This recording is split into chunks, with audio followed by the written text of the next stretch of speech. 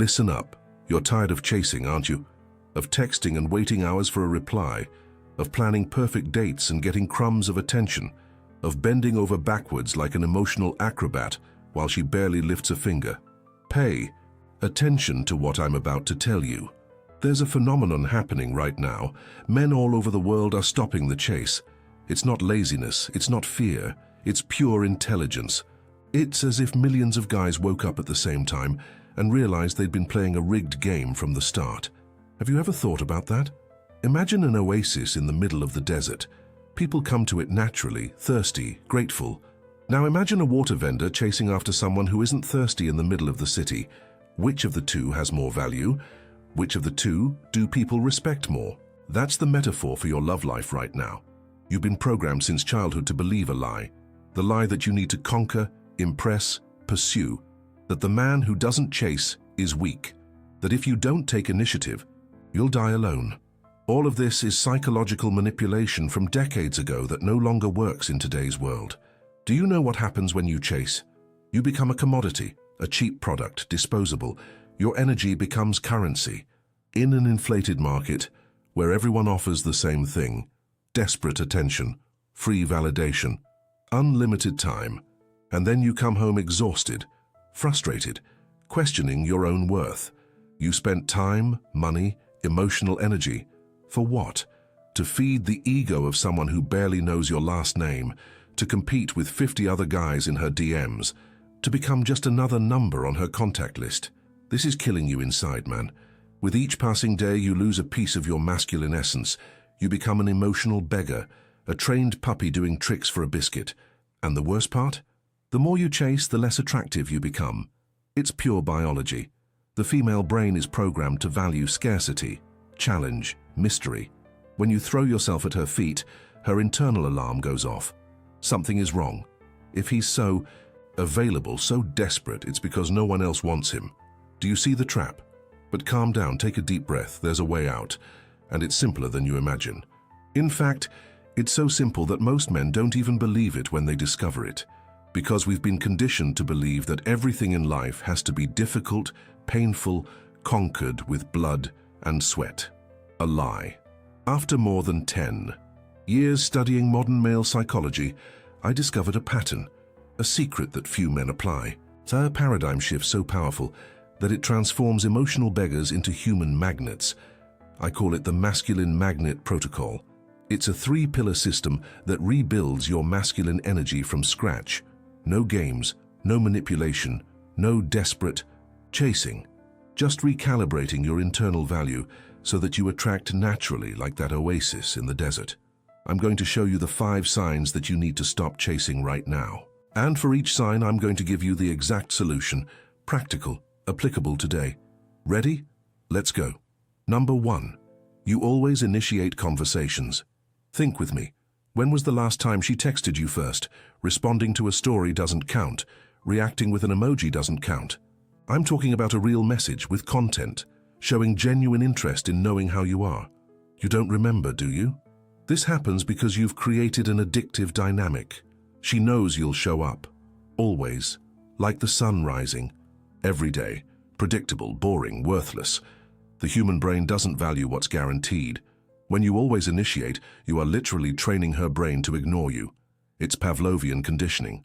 She knows she can leave you hanging for days, and you'll come crawling back with a "Hey, stranger." The solution is brutally simple. Stop.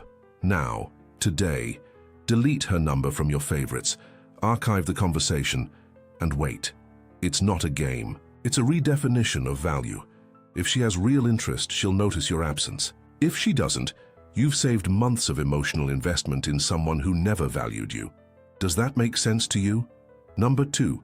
You change your routine to fit hers. How many times have you cancelled plans to be available, changed your gym schedule, left friends waiting, rearranged your entire week because she might be able to go out on Saturday? This is masculine self-sabotage. You are subconsciously communicating that your life has no value, that your commitments are disposable, that you are a puppet without your own purpose, waiting for someone to give meaning to your existence. Women sense this. It's like an internal radar that detects men without a backbone. And you know what happens? They lose attraction instantly, because female attraction is directly linked to admiration, and no one admires a doormat. From today, on your schedule is sacred. Gym is non-negotiable. Work is a priority. Friends have their guaranteed time. She wants to go out? Great. But it will be on your available time, not hers. And if she can't, life goes on. You have a complete life without her. This isn't being a jerk, it's having structure. Can you feel the difference? Number 3. You always pay for everything. I know what you're thinking, but a real man pays the bill. Fairy tale lie, outdated social programming. A real man has standards. He pays when he wants to, for whom he deems worthy, not for just anyone who accepts her free dinner. Think about it. When you always pay, what are you communicating? That you need to buy her presents, that your value as a man isn't enough, that you need to compensate with money what's lacking in genuine attraction. It's disguised emotional prostitution, and they know it. They use you for expensive dinners, to have stories to tell their friends, to inflate their ego, while the guy they truly desire splits the McDonald's bill and still gets what he wants. The rule is simple. First date? Each person pays their own. Always. No exceptions. If she doesn't accept, you've just saved time and money on someone, only interested in what you can materially provide. Does that hurt to hear? Number 4. You respond to messages instantly. Stop everything you're doing. Put down your phone and answer me. Are you unemployed? Do you have nothing to do with your life? Do you live waiting for her message to have a purpose for the day? Because that's what you communicate by responding in seconds. A man with purpose doesn't live glued to his phone. He's busy building, working, training, creating, living. The phone is a tool, not an umbilical cord. When you respond instantly, you become free entertainment. The digital monkey that performs when she's bored, the automatic validator of her inflated ego. The always available resource when everyone else is busy. Want to change that? Establish communication windows. Morning before work. Lunch, if possible. Evening after fulfilling your obligations. Outside of that, phone on silent. Real life happening. She'll complain at first. She'll test you. She'll provoke. It's her wounded ego trying to get its obedient toy back. Maintain your composure. In 2 weeks, she'll respect your boundaries, or she'll find another sucker. In both cases, you win. Can you see the pattern here? Number 5. You accept disrespectful behavior. She takes days to reply, cancels last minute, stays on her phone during the date, talks about other guys, treats you like an option, and you accept it all with a forced smile. This isn't being understanding, it's being cowardly. Fear of confrontation, fear of losing, fear of being alone. So you swallow your pride, pretend you don't care, rationalize the disrespect. She must be busy. That's just how she is. It'll get better with time. It won't. Behavior you tolerate is behavior you encourage. It's a universal law. If she disrespects you and you stay there, you are literally teaching her to disrespect you more. It's repetitive training. The solution is zero tolerance. First disrespect, you communicate, clearly, directly, without drama. That doesn't work for me. Second disrespect, you disappear, no explanation, no second chances, no looking back. Does that seem radical? It's because you've been conditioned to be soft, to accept crumbs, to be grateful for minimal attention. A man of value doesn't negotiate respect. It's a prerequisite. Don't have it? Next. Are you feeling the weight of this truth? Now comes the part no one tells you, the ultra-rare secret that only 1% of men discover. Most will die chasing, exhausted, frustrated, without understanding what happened. You don't need to stop wanting women. You need to stop needing them. It's a subtle difference that changes everything. Wanting comes from abundance. Needing comes from scarcity. When you want, you choose. When you need, you beg. Biologically speaking, the female brain detects need as weakness. It's evolutionary. A man who needs a woman to be complete is a man who can't survive alone. Who doesn't protect, who doesn't provide, who doesn't lead. It's natural discard. But a man who wants, that's different. He is already complete. He has purpose, direction, his own energy. The woman is a complement, not a foundation. She's dessert, not the main course. She's a bonus, not a salary. Do you see the inversion? When you stop chasing, something magical happens. You start to emanate a different energy. Calm, centered, magnetic. People sense that you're not desperate, that you have options, that you choose to be there. This is irresistible. It's like that guy at the bar who's alone drinking his whiskey, reading his book, completely comfortable with himself. While others are desperately trying to impress, he simply exists, and every woman in the room notices. Have you seen that happen? The guy who tries the least gets the most. It's not a coincidence, it's pure energetic dynamics. When you don't emanate need, you become an enigma, a challenge, a prize worth winning. But here comes the classic objection. If I stop chasing, I'll be alone. Wrong.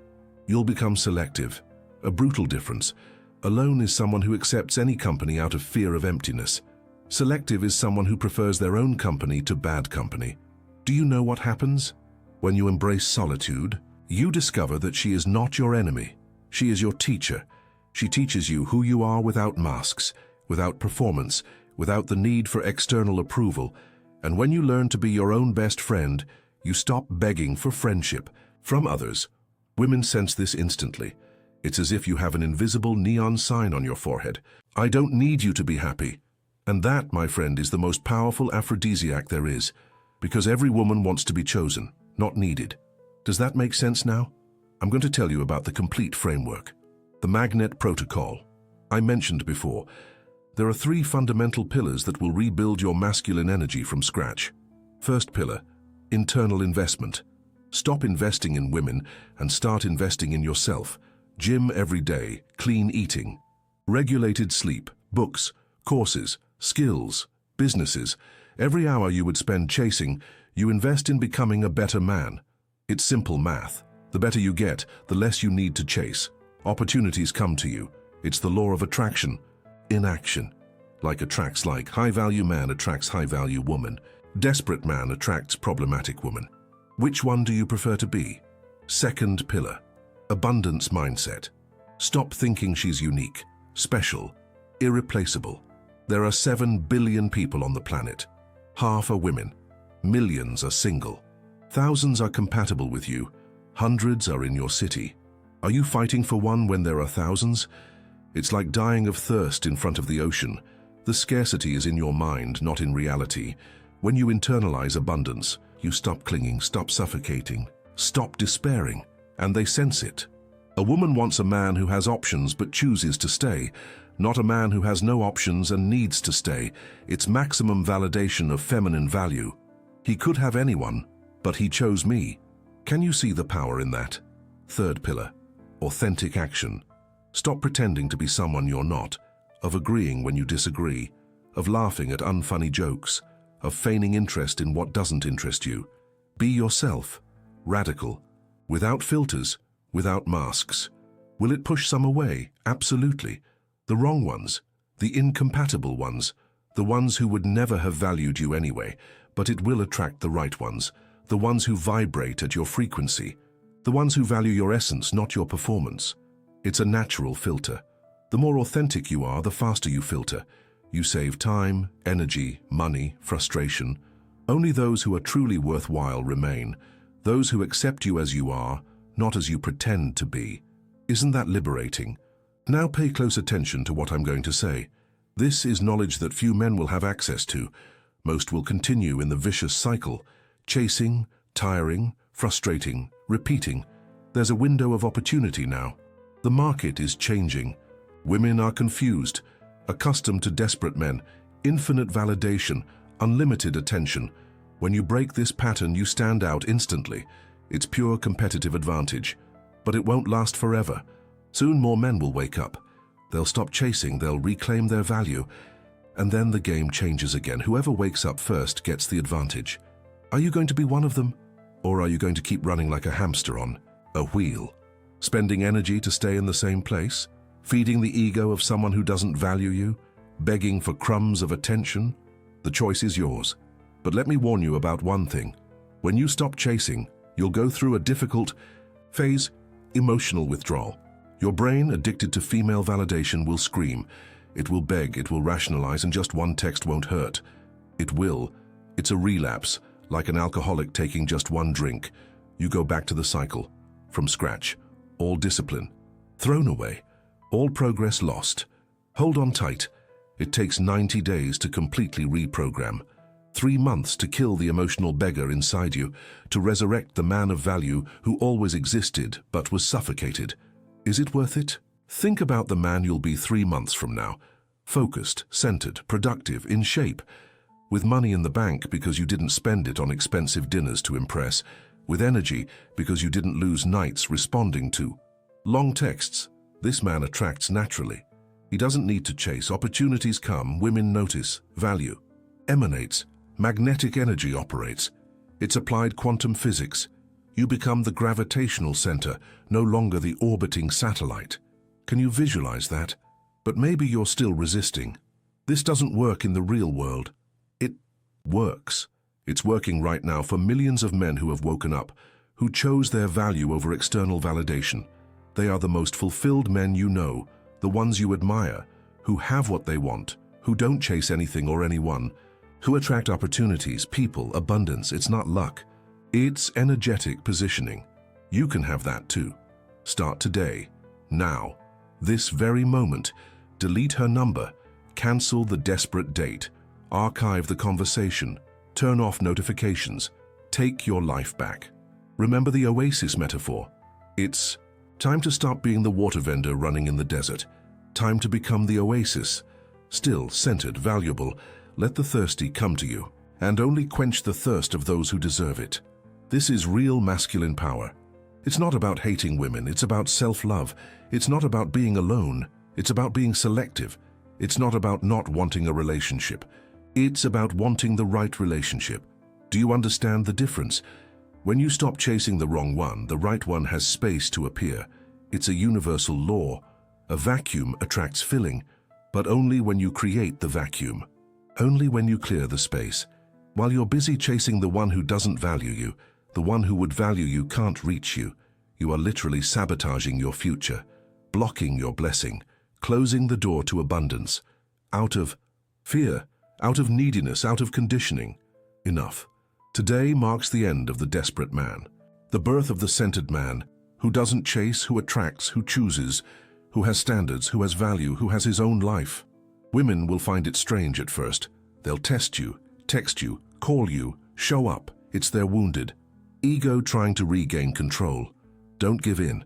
Maintain your frame. Respond when you want, if you want, how you want. You've regained control. And when you have control of your life, you become irresistible. Because control is power, and power is humanity's oldest aphrodisiac. Since the caves, since forever. It's not theory, it's biology. So promise me one thing. You're going to stop chasing today. You're going to focus on yourself. Build your empire. Physical, mental, financial, emotional. You're going to become the man you were born to be. And when you get there, you won't need to chase anyone, because you'll be the prize. The oasis in the desert. The human magnet that attracts naturally by the energy you emanate, by the life you've built, by the man you've become. This is the future of masculinity. Men aware of their own worth, who don't beg, don't plead, don't chase. They simply exist in their magnitude, and they attract what is compatible with their vibration. Are you ready for this? Then do this, before your brain rationalizes and you go back to old patterns, before fear speaks louder, before you forget everything you learned here. Like this video now. Subscribe to the channel, hit the bell icon, share it with that friend of yours who needs to hear this. The one who's killing himself chasing, who's lost in the desert. Save his life. And most importantly, apply it. Today, now, no excuses, no procrastination, no, I'll start Monday. Start now. The emotional beggar dies today. The man of value is born now. Always remember this. You are not the desperate water vendor running in the desert. You are the oasis, still, centered, abundant. Let the thirsty come to you, and choose who deserves to quench their thirst. This is your power. Use it wisely.